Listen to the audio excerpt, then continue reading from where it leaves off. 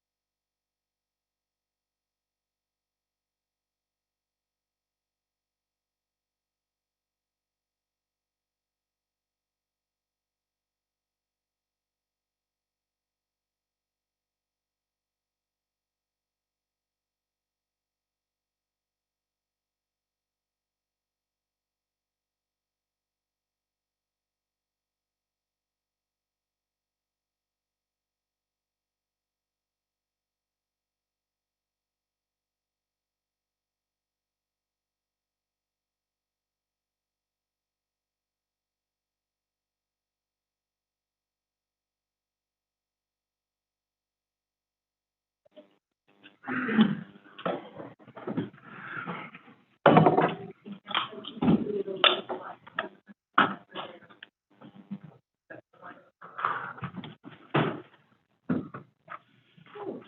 we've exited closed session with no action.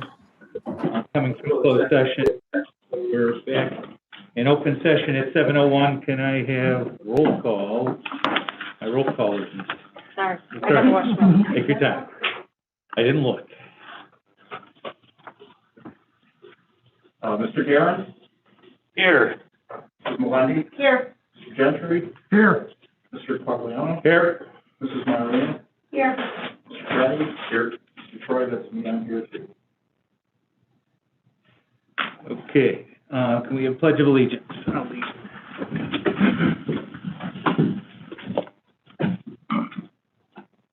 I pledge allegiance to the flag of the United States of America and to the republic for which it stands, one nation, under God, indivisible, with liberty and justice for all.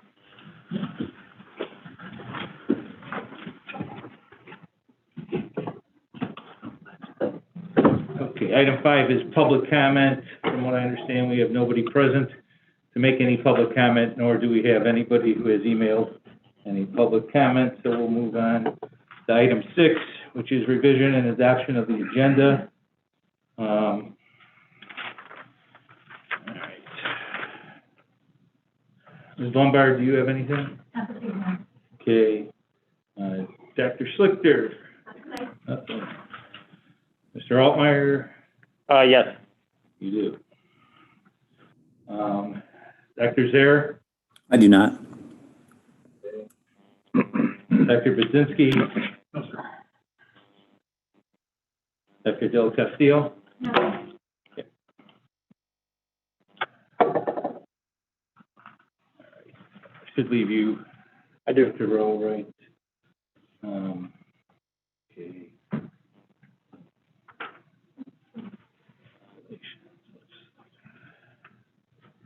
Mr. Craddock, do you have legislative updates? Do you have, no? Can move legislative. Veto session was canceled. Yeah, okay, I'll leave it on there. Yeah, we do. Okay, all right. So I'll make a motion to approve the agenda as listed with the removal of items 7, 8, 10, 11, and 12. Do I have a second? Second. Second from Mr. Guerin. This is roll call. Mrs. Marlena? Yes. Mr. Craddock? Yes. Mr. Troy? Yes. Mrs. Melendi? Yes. Mr. Guerin? Yes. Mr. Quagliano? Yes. Mr. Gentry? Yes. Okay, that passes. So the first item would be Mr. Altman. Thank you very much. In the last committee of the whole meeting, the Board of Education asked the question, how were current year collections, the 2019 levy collections, how were they faring versus the prior year? So I did want to let the board know and give you a few specifics. As of November, the first week of November, we were down approximately 1% in total collections. Last year at this time, we were at 99.25% approximately, and today we're sitting at 98, a little over 98%. But at that time, I did let you know that there were future collections coming in, and in looking at the McHenry as well as Kane County Treasurer's distribution dates for the 2019 tax levy, you would be happy to know that while we still have about 7 more collection dates for which payments can come in from the county. So with the final distribution being in February of 21. So I do think that by that time we will make up that 1% in collections, which approximates a little over $600,000 from an operating standpoint. So just wanted to give that update to the board. Things are still looking pretty good on the levy, knowing that we do have those future distribution dates still on the books for the county. Questions for Mr. Altmeyer of the board?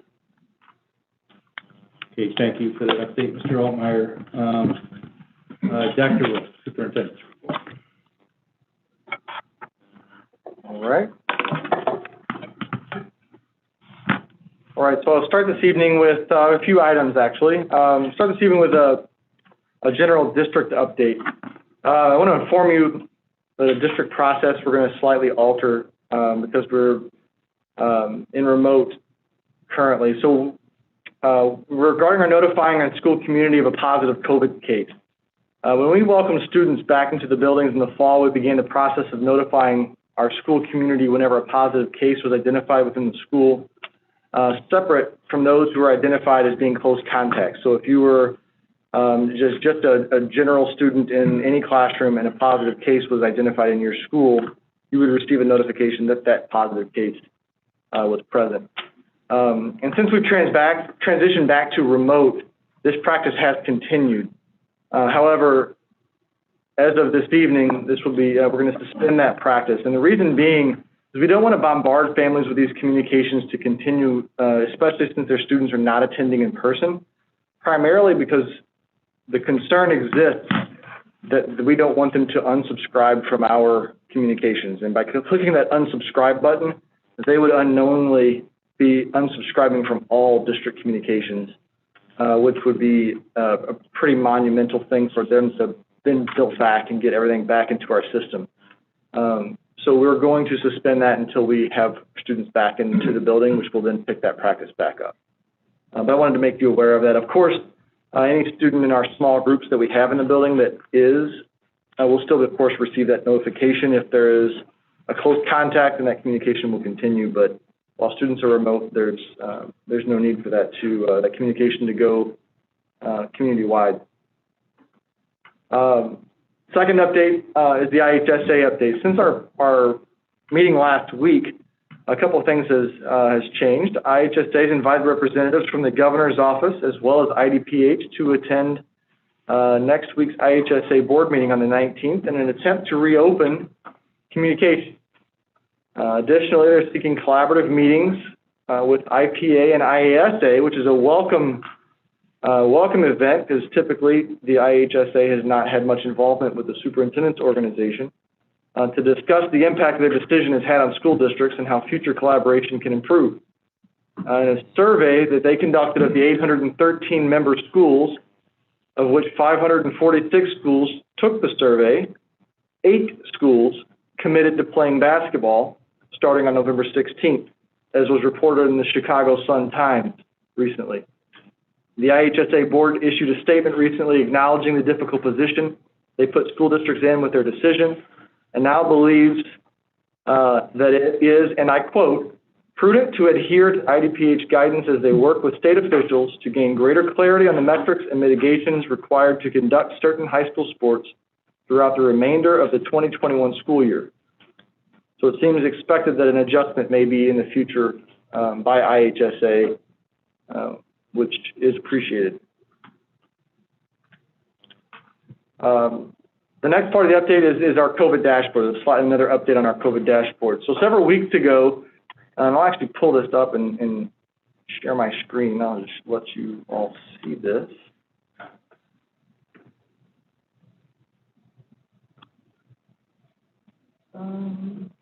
Sharing that COVID dashboard here. All right, so on our let's go back to the main page and just walk there in case anyone at home is watching, so they are able to access and find how to get here. If you click on the COVID or the coronavirus icon and work your way down to the COVID-19 district dashboard, you'll see several weeks ago we added this dashboard, which was following a discussion here at the school board based on some feedback that we received from community members where we began identifying specific positive cases in the district.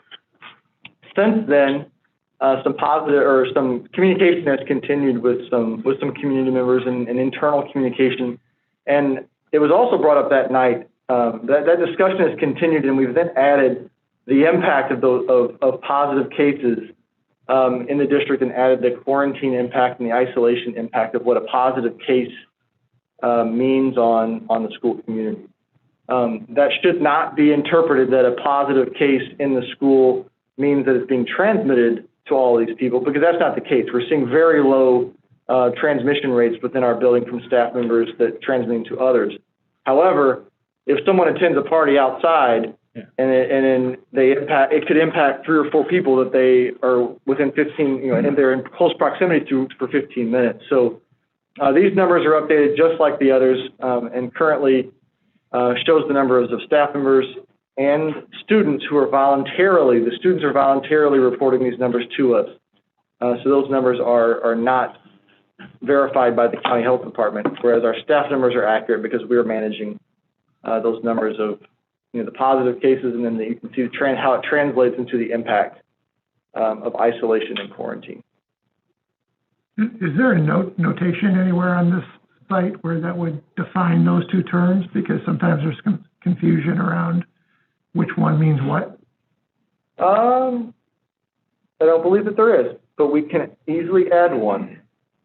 But isolation means that someone is in isolation awaiting test result from a COVID-19 test. But we can definitely add the definition and term of isolation and quarantine. That's a good suggestion. We'll get that up, sure. Any other questions on this dashboard before I move on? No? All right. But of course, our intention here is just to ensure that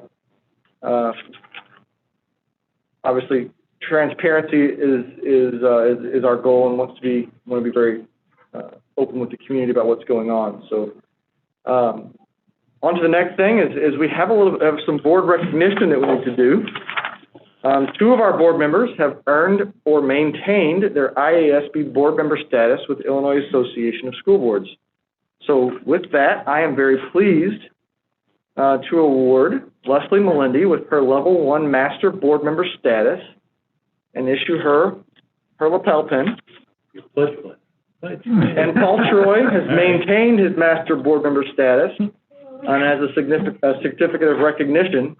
I thought it was important to note that you earn this Master Board Member status through your activity and attendance with the Illinois Association of School Board, with attendance at the Joint Annual Conference, as well as attendance and active participation at some of the regional events. And as you know, Paul is one of the elected officials in the Kishwaukee region for the Illinois Association of School Boards. So thank you and congratulations.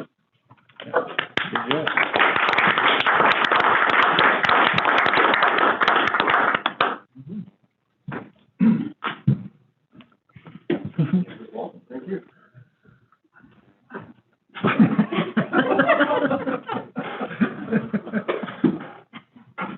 All right, and then finally, and bear with me on this one, is the School Board Appreciation Week. This week is School Board Appreciation Week, and we are meeting a week earlier than we normally would, as we would be preparing to attend the Joint Annual Conference next weekend.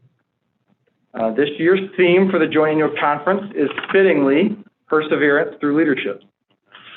I can guarantee that none of you signed up to be a board member realizing you'd be helping lead the district through the most challenging time of our lives.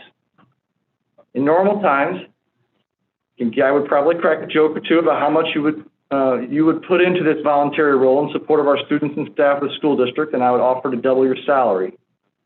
But these are clearly not normal times. Instead, I want to offer a few things that I appreciate about your leadership and the roles that you play in our school district. I appreciate your dedication to this voluntary role, of which you give of yourselves, at times pulling you away from your family and your work to serve in our community. I appreciate your commitment to excellence for the students of our community. I appreciate your commitment to the stewardship of our community's financial resources, which has set our district apart from others. I appreciate your questions, because in them we get 7 and sometimes 8 when Kevin asks questions that no one saw coming. But you ask them to gain understanding and to ensure that every member of our community is represented, and that make sure that we do our due diligence. I appreciate how excited you get when our students come to a board meeting to show off the success that they've had, and I know that we are all looking forward to those days coming again. I appreciate how you challenge one another, seeking the best possible outcome, and can walk away with no hard feelings. That isn't normal, as you might imagine. I appreciate the respect you give to every person who comes to that podium. And I appreciate how many of you have served on this board for multiple terms, which has provided this district with stable school board leadership. This is in itself what many don't realize is one of the key ingredients to our success. Stable and consistent leadership from the board table, free of turmoil, can allow a district to work and take off, which is what you've done. So as I conclude, thank you, and know that you're appreciated, maybe this year more than ever before. At your place, you'll find a certificate of appreciation from the Illinois Association of School Boards and a small token of appreciation from us for all that you do for District 158. So thank you very much.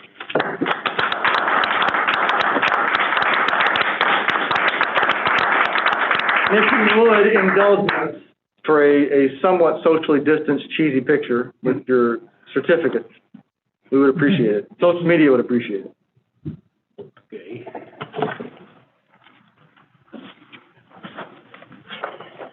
Hold on, let me put my pen on. Put Three down there? three down there. Yeah, three are Three down there. fourth and down low. That's, people. Sorry. Good, because I can't go forward. Go back into it. Old. Stand You here. want to switch? You want to switch? Yeah, Yeah. Right in be front. closer. Yes, the shadow. Here's a different color.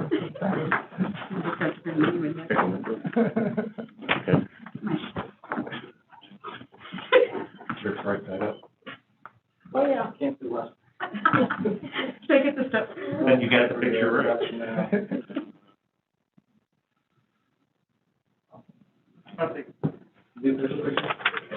Everybody smile. Big smile. Beaming through the mask.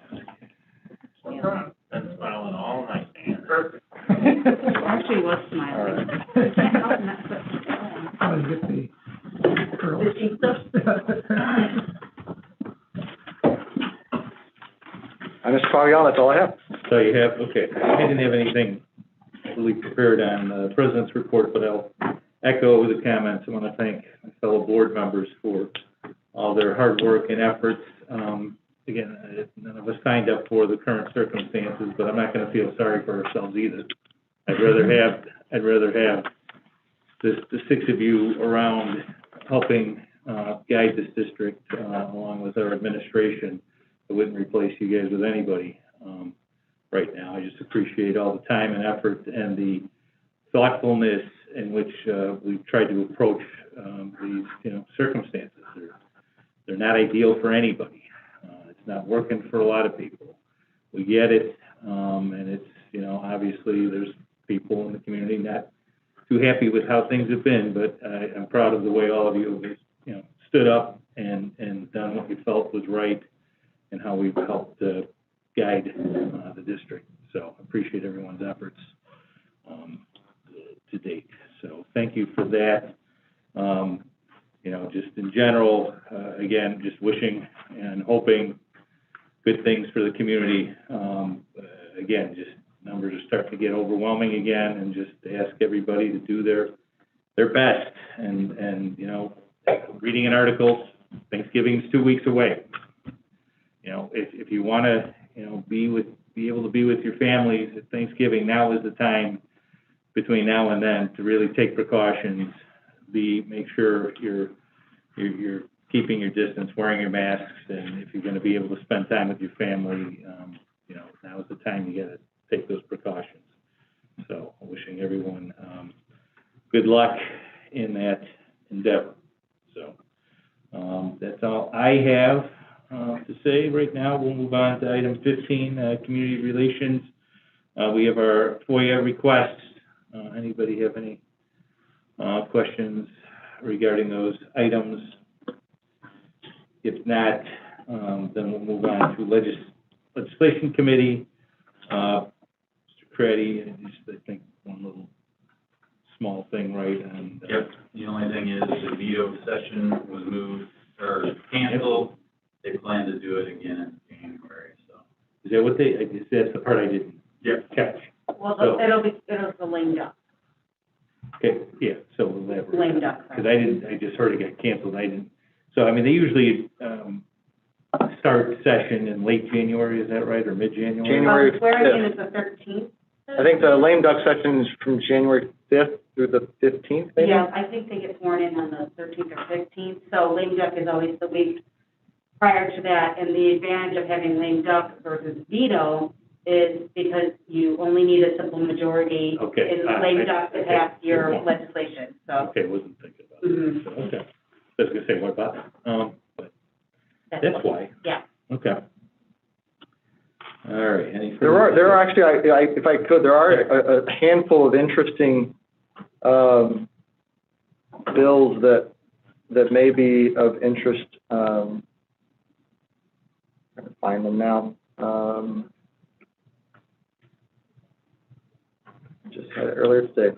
A handful of bills that expected to draw some attention that are coming through that not necessarily going to impact us, but the mascot, expect the mascot bill may be one that'll come through.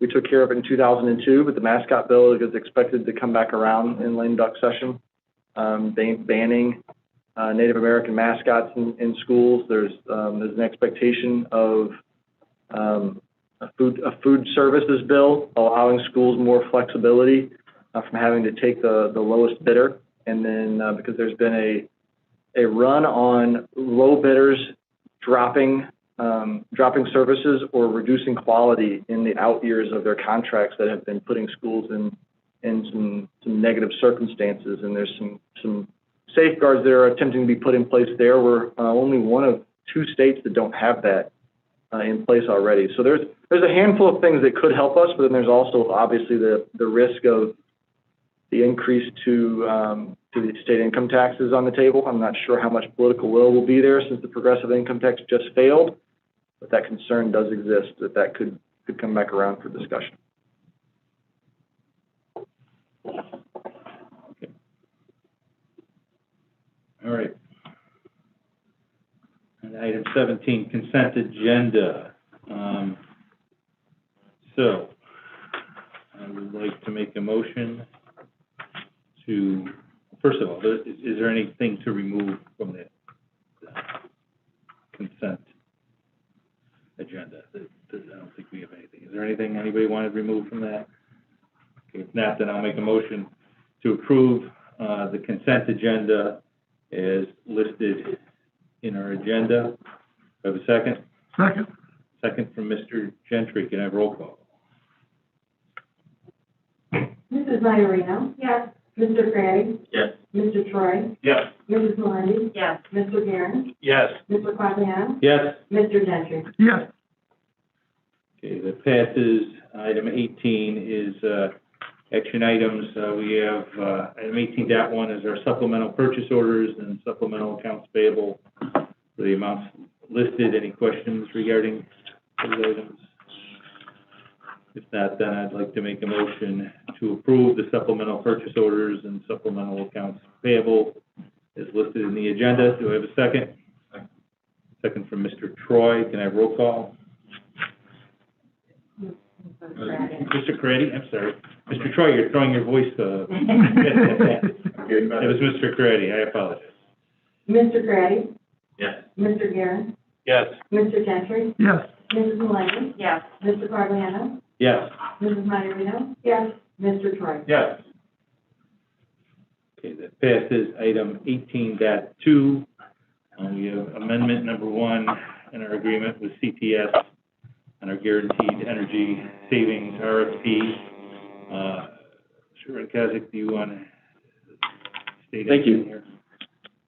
When CTS turned in their proposal for the Guaranteed Energy Savings Contract RFP 2020-32, which the board approved back in July, they had an alternate energy conservation measure number 3 in the proposal, which we wanted to take further time to evaluate. And that is the offer of adding a software package to our present building automation system that controls our HVAC called Orchestrate, and implementing one of their subset packages called GridCap, which would help us with demand management, which has been one of my goals of continued efforts to improve our reduction in our energy costs here in District 158. And opportunities do exist in that area as identified in their a letter of proposal here today that you're looking attached to this memo. They're looking at also, as a part of this, we would more importantly upgrade our Niagara Tritium automation control system, which is now 10 years old, which is the most important piece of the operation. This equipment operates through an automation system, our boiler plants, all our air conditioning chiller plants, our ventilation systems. It's been the backbone of our energy conservation efforts to date. And it had been having some problems because of its age. There have been some days, tense moments, where it's been really cold out last spring and boiler plants would not come back on. It's like turning your computer off 5 or 6 times to see if it'll come and boot up. Some scary moments. And we've been having problems with communication with some of the equipment. And what we've learned in further investigation is that Niagara, as a company, has been taking a position in 2020 since Q1 of phasing out the Niagara AX tree version legacy products and support of them through a phase. And actually, July 1, 21, no longer available, and it will be very painful for us at that point in time to have to, on an emergency basis, replace some of those control systems. So the time's kind of running out for us, and we'd like to get that back in good order. And this proposal of theirs would include upgrading all our 3.8 version AX chases to the N4 product, the newer generation, which will function with the Orchestrate program. We've asked them to look at splitting it up into a 2-year package, because if it was a 1-year package, it would be a hard pill to swallow to try to absorb in the operating budget. We think we can do it, and with the year that we're in, with all the relaxes on operational costs we've got in the department this year, that we can make this work in the present budget. And there would be a little less than half, as you can see on page 4 of the agenda item. Less than half of the expense would be in the second year. They don't list the Orchestrate program going in the administration building because they don't recognize value on energy conservation for that, but Jace hardware would be analyzed. Now, the Jace hardware that has recently been upgraded through one-by-one failures that we've been working on, we've tried to get a few a year to our budget process. Those are just a soft update, but all the old legacy 3.8s that remain will be a hardware replacement, and the front end would be replaced. There is a service cost increase associated with that that's listed on page 4 there. Our present service cost with them for phone support service is less than half of what you're seeing the service cost would be for this program. So we're going to a little more than double that. It's not a really big number. It's something we can absorb within. And of course, net we're saving annually, and they're guaranteeing that we're going to save annually. The first year, the savings would be less as we go through the implementation process, of course, and they identified that in there. I'd be happy to answer any questions. Okay, so you're telling me ultimately we have guaranteed savings of approximately like $550,000 over the 10-year period, is what that looks like? Yes. I mean, 9 times the 63, 1 times the 10. Well, 373 is kind of where I'm getting that number 550 from, rounded. And this overall cost is $463 something between the 2 years plus the annual maintenance of 16. That's 9. So it's, at the end of the day, it's probably a relatively, and again, it's the guaranteed, it's the least amount we're going to save, I understand. Yeah, our past experiences with them, they're very conservative, and when we did the first contract with them years ago, and we went independently verified their annual audits, they were coming up overshooting by over 10%. So, okay, I'm pretty confident they're on the money here. They know all our energy costs, so it should.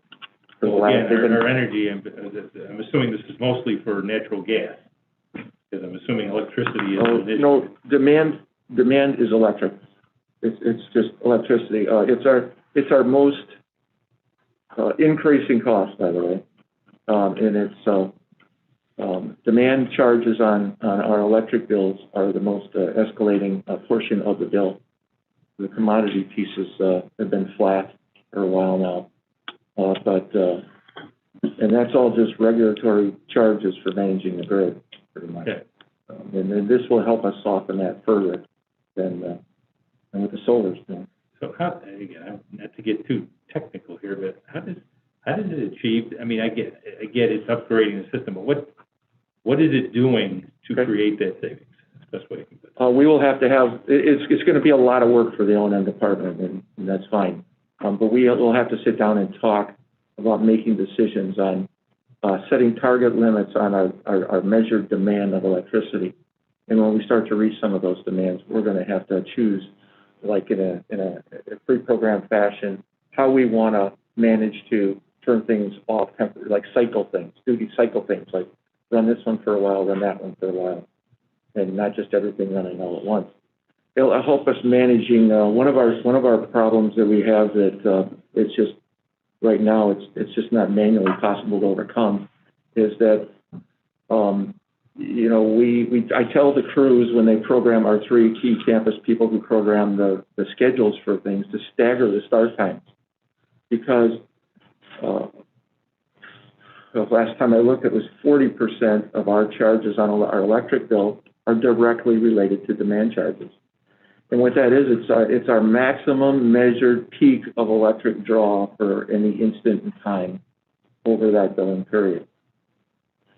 And even though we try to stagger those, we also have an optimum start program that actually is a fairly sophisticated program that measures the history performance of our HVAC system, and it then will measure with the temperature. It looks at the temperatures we're measuring on the inside the building, the temperatures measured outside, to make a decision on how much sooner than the start of the day do we need to start. So we're at the occupied temperature at the time we say is at the beginning of our occupied period.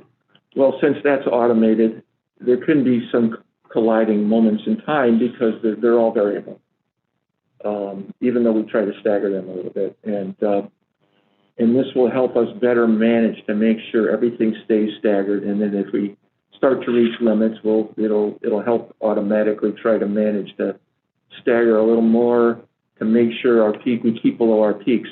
How this works on our billing side is that two components affect our bills. One is for every month, there is a peak, for each of our 3 campuses, they measure a peak electric draw at the maximum for that month at any instant during the month. And we pay charges against that. There are special tariffs just for charging us because of that peak. In addition, every year, they look for the 6 maximum draws in our electric service territory, 6 maximum draw days.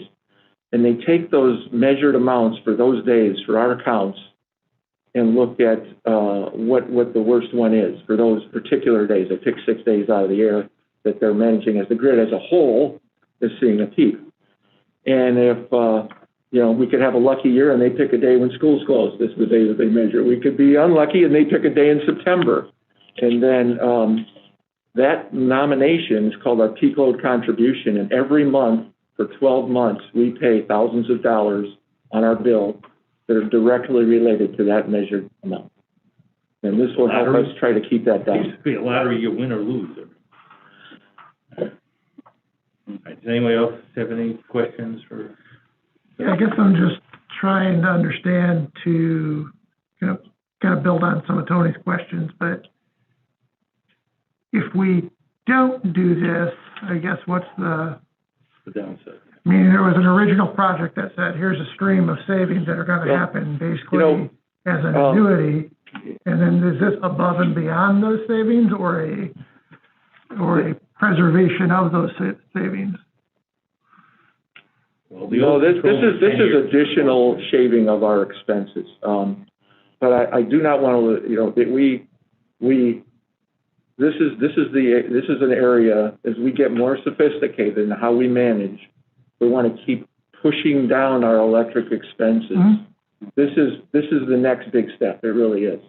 Because this is a big part of our electric bills right now. As far as doing hardware and things like that, most of the buildings are LED lighting now. A couple more are going to get it pretty, you know, over the next few months, hopefully with the extra custodial time that's available. We've got them all working on that right now. After that, you know, we've replaced several of the chillers over the years through failure life cycle, through, you know, innovative capital improvements to, instead of adding a chiller, replacing one with a little bit bigger but much more efficient and things. In 14 when we added on and things, but hardware-wise, we're about there. Logical, just general control operation schemes, we're there.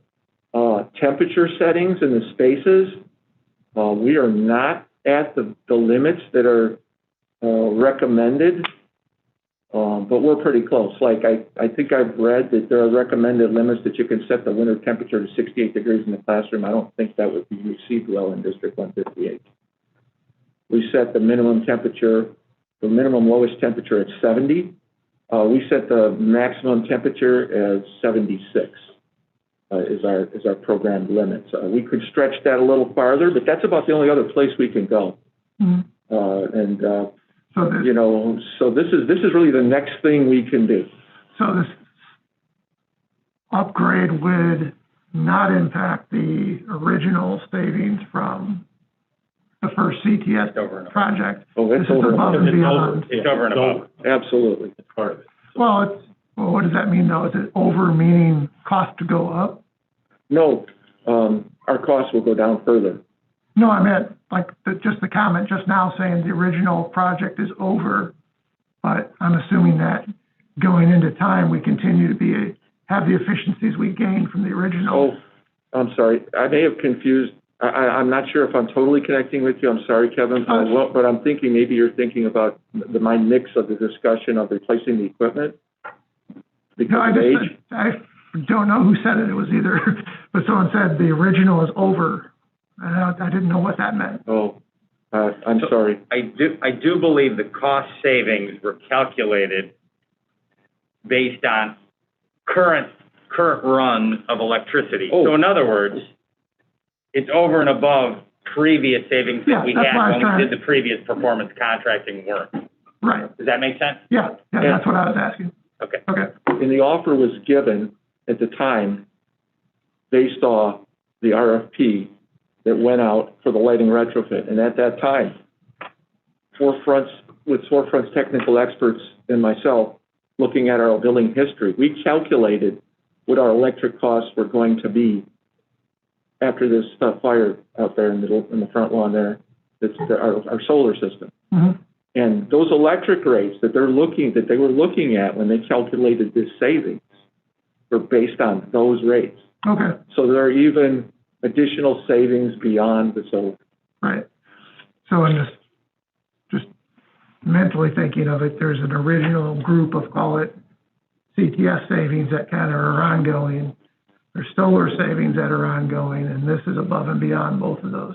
Well, The aging of this control system is problematic for them. No, that aside, though, it's been on my life cycle report for the last several years, and we've been kicking the can down the road a little bit. But in the last 12 months or so, it's been getting pretty ugly with things not running. Failures, and we're having trouble booting things back up and things. That it's really time. And now the manufacturer's saying we're phasing it out. We're not going to. No, I don't have an issue with the replacement of aged equipment and systems, but I'm just saying it's kind of a good storyline to say that it's a continuing incremental savings that are essentially permanent if we continue on the path we're on, which is good. So that's why I was trying to confirm. Yes. He did. Like me, it took a while. Anyone else have any questions? Just go. So savings that's in year 2 and beyond, year 2 through 10, does all that include the net effect of the solar array, or is that just a raw electricity cost to run these particular units? When it comes to demand savings, we're not gonna really save kilowatt hours. We're gonna be saving charges. We're gonna be managing our consumption of electricity to not have peaks. Okay. We're not gonna really reduce kilowatt hours, but our charges are gonna go down. That's part of what you're saying, and the other part, is, I'm sorry. No, I think I asked my question wrong. In your explanation, it kind of clarified it nonetheless, because the operating savings is not just the units themselves, it's everything as a result of upgrading these units. Yes. We've got a couple of bills since the solar, and we still have peak demand charges, and, Sure. and there's still, been some recognizable moments, Clouds go up in the sky. If we have a really hot stormy day and there's not as much sun, we're gonna get less production from the solar, but we may have more draw from our building electricity because it could be a hot humid day. Right. And, now there's peak charges in the winter as well. That just started a couple years ago, so, there are gonna be those moments in time, and it's something that we have opportunities to manage as they identify. So on that addendum, the pricing sheet, the top 2 lines and the bottom line is what turns out to be our costs, and then the middle 2 lines are the savings.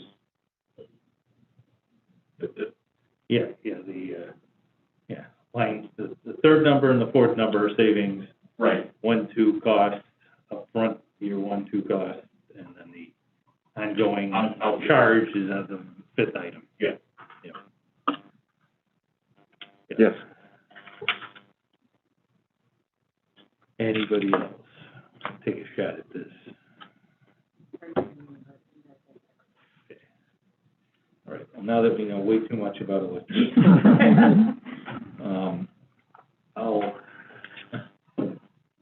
I'll make a motion, proceed with amendment number 1 to the agreement between CTS Group and, the Consolidated School District 158 Guaranteed Energy Savings RFP 2020-32. Second from Mr. Troy. I get that right this time? Okay. Mr. Craddock owns voice. Okay, there you go. Just kidding. Okay, can we have roll call? Mrs. Minorino? Yes. Mr. Craddock? Yes. Mr. Troy? Yes. Mrs. Melendi? Yes. Mr. Guerin? Yes. Mr. Quagliano? Yes. Mr. Gentry? Yes. Okay, that passes. All right, item 18.3, 2020 Delegate Assembly. So, you guys did an excellent job. First time I can remember in a long time that everybody's had their votes in prior to our meeting.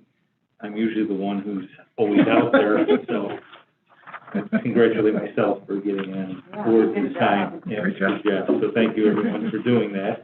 That's great. Before I go over, there's just we were in agreement on most of these resolutions. We'll just go over a couple of them that had some differences and see if the minority side wants to make any compelling arguments to sway the other side. But before I do that, I just, I'll express my, like everybody has had their moments, with not being able to do things they really like in this time. This conference was always kind of a highlight every year to be able to go down, spend some time with each and every one of you, the administration, and then just meet other boards.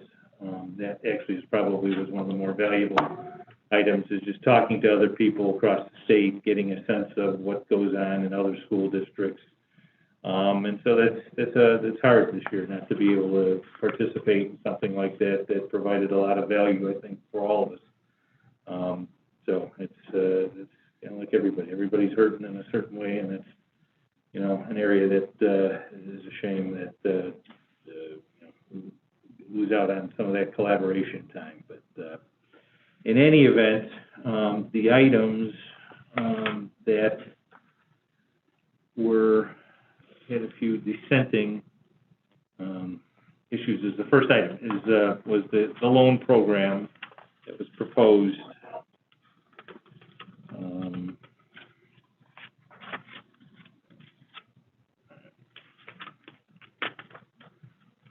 So it was a loan program proposed by one of the districts for people to tap into lower interest rate loans. And I think that was Mr. Guerin supported it, Mr. Craddy supported it, the rest of us opposed it. So, I wanted to see what your guys' thoughts are, were on it as far as, if you felt really strongly about supporting something like that, why the rest of us are missing the boat here. So, I mean, and again, I'll just tell you from an opposing side, and I know the resolutions committee do not adopt. I kind of agree with theirs, that it's kind of probably not something that school districts should be, in the business of advocating. I mean, every school district has a different financial position. Some of them will put themselves in that position, and now you're asking the state's taxpayers to help provide them some type of bailout because of possibly mismanaged situation. So I just personally thought that was too difficult of a program to administer fairly, and it was going to put a burden on the state that's already burdened right now. So I don't know, Mr. Craddy or Mr. Guerin, you had any thoughts beyond? No, I see both sides of it. The banker, I mean, sees low cost loan. Cost, putting your hand out and saying, here, let's give people a helping hand. And I don't disagree with that to that degree. I just personally felt it's, again, something the state probably doesn't need to be getting involved in. Right, I don't think we can trust the state to fund a loan program like this, and my issue is the sustainability of this program long-term. I worry about being able to sustain this at a state level is not reliable. Well, and I think, too, the equation, the funding equation and program is an allocation of finite dollars that, if there's need in districts, it's probably not necessarily a handout. It's just saying the formula and mechanisms to fund the schools should be set up to address the issues that these loans will be trying to address. Meaning you're kind of messing with the formula, so to speak, and the formula is not perfect and the dollars aren't infinite. So it's just adding another wrinkle to the same pool of dollars. Correct. Which didn't seem like it would help. It didn't seem like the highest, best use of how to go about doing Mm-hmm. something like that, right? So, all right, so, just so I'd ask, has anybody changed their mind, how they voted on that item? Sure, I'll change. You know? I was persuaded. Persuaded hard there, Okay. The newly pen. Okay. All right, so we'll go forward with that one as an opposed. The gun storage was 6-1 opposed, so I usually only want to discuss stuff that is multiple people. Just wanted to throw in a comment on that one, though, because Go ahead. in my list, I had it as opposed, but talk about it, because the argument against could be, hey, the school, it's trying to legislate a law that's outside of the school environment, so governing what citizens at large do with their personal space. But when it comes to shootings and access to weapons that cause contribute to the shootings, it's like, it is relevant, and I still oppose it, but maybe for a slightly different reason, in that I read the law about what it's trying to expand from age of 14 to age of 18, and it would be a good idea if you said, hey, paraphrase it very simply, it's like, lock up your guns if there's a 14-year-old or younger around. I mean, far oversimplifying the language, but changing that to 18 would be a great idea, but that law as written, I didn't understand what it would do to even be enforceable. So I didn't think it was that relevant in terms of, yeah, it sounds like a good idea to change it from 14 to 18, but the law as written for 14 and unders didn't feel like it had teeth to me anyway. That the law itself would make a difference in its current form. And if it did make a difference in its current form, moving the age from 14 to 18 would make sense.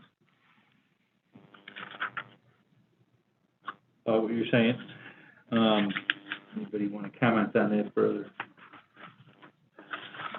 Okay, we'll just go forward with our recommendation to oppose that resolution.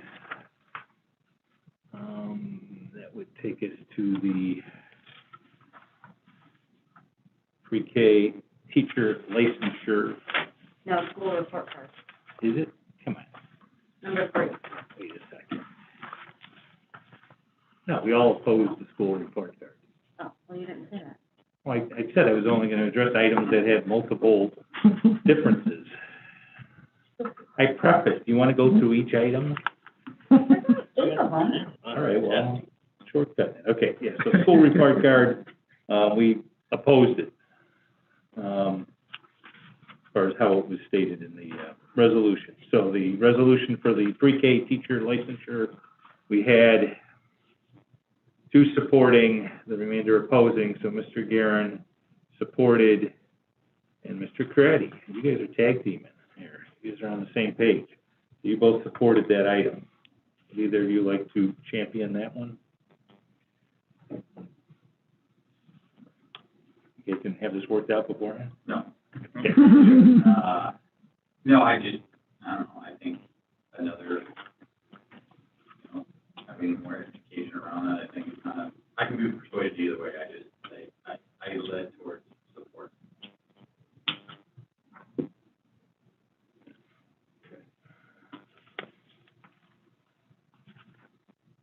Did anybody want to comment further one way or the other on that item?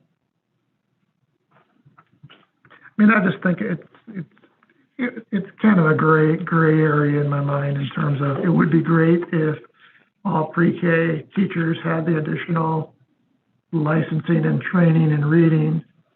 But not all, it's one of those things where not all areas are going to be able to attract the right pool of candidates for the jobs. And people can be good at that job perhaps without it, they'll be better with it. But part of the argument against it, which I thought made sense, is that hiring districts can put that criteria in their hiring On their own. independently, Correct. under their own control. And, you know, if that is a very good thing, the free market, so to speak, of recruiting teachers would make that a requirement naturally. Right. So I could see it both ways as well, but just as far as Yeah, it a becomes, law, it didn't seem to make sense to me. right, becomes a matter of how much do you want to legislate? Right, Do you want to, right. that over-legislating that item, where it can be legislated independently, administrated independently by districts, and I agree with that approach, so that's why I was opposing it too. So, is there anything further on that? All right, so that will go down as an opposed from us. Teacher shortage, we all supported. I don't think we support teacher shortages, but we support the resolution that was put forth, related to that. And then item, resolution 6 was e-learning on election day. And we all supported that, so. Okay, number 7 was local control pandemic. So 7, we had everybody supporting that item. And then 8 was somewhat of a local control pandemic type of resolution that it was duplicative, but it was more wordy, more items, bullet points. And so the committee was recommending to adopt the first one and kind of just have it at one, and that we didn't need to have 2 of these resolutions out there.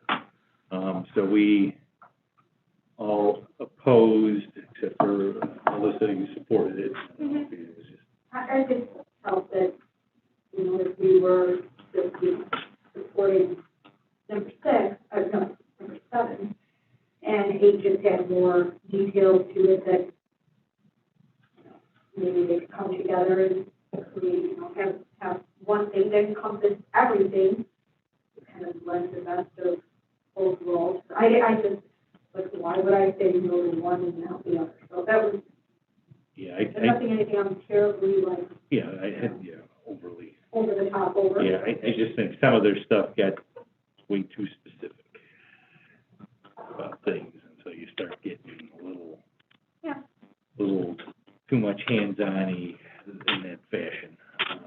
Fair enough. Yeah, so I think we'll just stick to what the Resolutions Committee recommended, support the first one, oppose the second.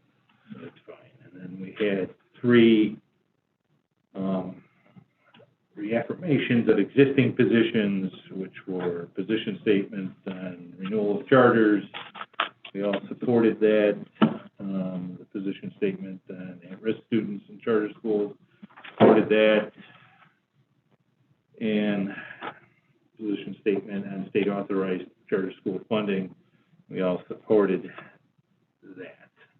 Okay, and then the last item was a new belief statement related to equity, and we all supported that. So did anybody have any comments on any of those reaffirmations or new belief statements?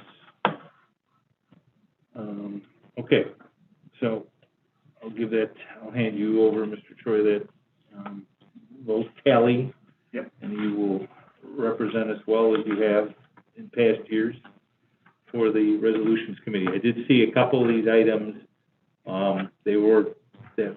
they were recommending do not adopt, or they were gonna be, bringing them, trying to reinforce their position or maybe amend their position a little bit for, it'll be something to listen to, I guess, related to those items. So, all right.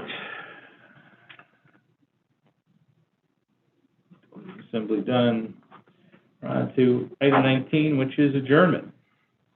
So I'd like to make a motion to adjourn the meeting at 7:58. Do I have a second? That was you, Ms. Melindy, who seconded that? Okay. All those in favor say aye. Aye. Opposed? We're adjourned. Good job. All right. Deal.